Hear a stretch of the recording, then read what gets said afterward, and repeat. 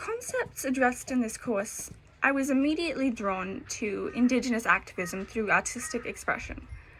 Being familiar with Jennifer Hurd's work, among others such as Gordon Bennett, and previous interest in Aboriginal history, the concept of intergenerational racial and cultural trauma became a common theme in my research. The artworks that were the most engrossing were those that not only emphasized the damages of the process, but, in some cases, merely by their existence, responded to this trauma through the act of decolonisation, both for the Australian Indigenous population and the Indigenous populations globally. The research for this reflection was guided by the artworks that accompany this video, supported by various critical texts and interviews with artists. These artists were chosen so as to include a varied mixture of age, country, gender, and medium, including traditional Indigenous practices, multiple genres of music, installation art, and fine art. This was an attempt to find a common means of expression and production in Indigenous Australian art. One common theme was shared by each artwork chosen to be in the final list: a loud and public reminder of the acts of terrorism and genocide that have been committed since colonization, and the intergenerational effects of these acts. Also common to each artwork was a passionate contribution of the process of decolonization through art in the 20th century up until the present day. These two themes are inseparable. Any disruption of the colonial consciousness is considered decolonization, as simply as reminding the colonial powers of the existence of the Indigenous people, their cultural history, and humanity. The first artist we'll be discussing is Jennifer Hurd, an urban Indigenous artist and member of Brisbane-based Indigenous art collective Proper Now. However, Hurd's somewhat distant roots lie in the Atherton tablelands of northern Queensland and are very much a central element of her work, seen clearly in her 2017 series of designs, Pinholes. Hurd takes inspiration from her ancestral Mbarum traditions, transferring the designs used on their shields onto stark white pieces of paper, using a pin, a metaphor for the bullets that pierced the shields of her ancestors during first contact. The use of modern materials in subdued tones and a slightly contemporized style acknowledges the lingering presence of intergenerational trauma that continues to haunt those displaced from their ancestral traditions. Moreover, although adapted, Hurd's shields and traditions still exist and are in the process of revival. This led me to a series of documents discussing the finer and more shocking details regarding the invasion, and the historical context of terrorism and the genocide of Indigenous populations both in Australia and globally. Particularly informative was an article by Professor Asafa Jalata of the University of Tennessee, and while short, provides a striking, deep insight into the concepts of genocide and terrorism, exploring in detail the processes behind them and the ways in which they manifest in the context of colonial and post-colonial Australia. To paraphrase Jalata, terrorism is a systematic governmental strategy through which lethal violence is practiced in order to instill fear on a given population group, to change their behavior, of political resistance to domination, of political and economic gains. It is racially charged and inextricable from political repression, racism, war, and genocide. Jalata describes the brutal processes of terrorism, destruction of every level of society, massacres carried out to claim lands. With deliberate determination, settlers forced the disintegration of languages, nationality, and religion. Rights to personal security, liberty, and dignity removed. Carrying on with the iconography of the shield in Hurd's work is Cloaked Combat by Melbourne-based Aboriginal artist Stephen Patton. Patton's mission is to keep Indigenous histories alive in this instance maintaining an uncensored history of colonial violence. He blends the traditional and contemporary, bark shields symbolic of identity, and neon arrows proof of violence stretching from invasion up until the present day.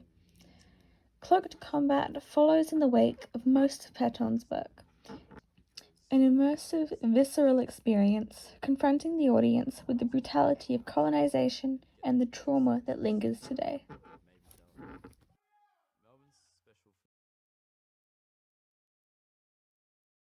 This leads us to a crucial aspect of Gelata's article, is that he attempts to unmask this other, making vivid notes on their languages, folklore, and weaponry, describing them as a non-warlike society. They're here applying to the Indigenous individuals who first made contact with British colonialists. This gives a typically homogenized group of historical characters new agency, humanity, and complexity. This is precisely what the current Get Up, Stand Up exhibition at the Queensland Art Gallery of Modern Art is attempting to accomplish. It is a collection of works by Indigenous artists in Queensland, collected to celebrate Indigenous culture and family, while forcing viewers to engage with a brutal history and fight for political and social equity. It pays close attention to activism within art, across many different mediums. For example, the title of the exhibition is inspired by a Bob Marley song, often synonymous with racial equality movements. So here we come to a rather drastic transition between mediums.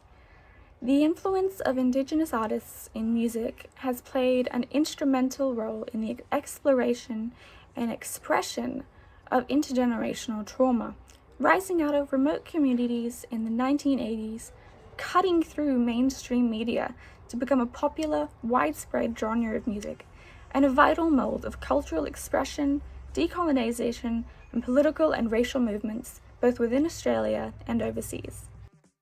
The most famous piece of art included in this video comes from the iconic Warumpi Band. Jalanguru Pakanu, out of jail. Jalang Pakanu holds the honour as the first widespread rock song written in an Australian First Nation language, Guricha. Warumpi Band would commonly sing about cultural and political issues related to intergenerational trauma that threatened their own communities as well as everyday occurrences, culture, their country, and families. Jalanguru Pakanu addresses several of these themes, telling the story of an Indigenous man who was recently released from prison, returning to his family in Pupanya, the town in which the frontman of the band, George Urumburu, lived and grew up.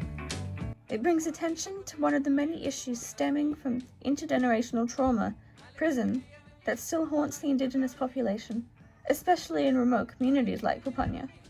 Moreover, Warumpi Band introduced the possibility of art as a response to the symptoms of intergenerational trauma, such as cultural regeneration and language survival, all carried out in an Indigenous-controlled, culturally safe way. The Indigenous music genre has continued to evolve and flourished within and without of racial and cultural activism. In 2018, decorated musician Mo Zhu, a Wiradjuri Filipino queer woman based in Melbourne, produced the powerful song and accompanying video, Native Tongue. It is a captivating piece of art, with lyrically very little left for interpretation, yet with no power lost due to its simplicity. Moju's performance is intense and confrontational, as she expresses her feelings of displacement and disconnection from her native country and Indigenous identity. I don't speak my father's and laments the devastation and cultural loss in the wake of colonization.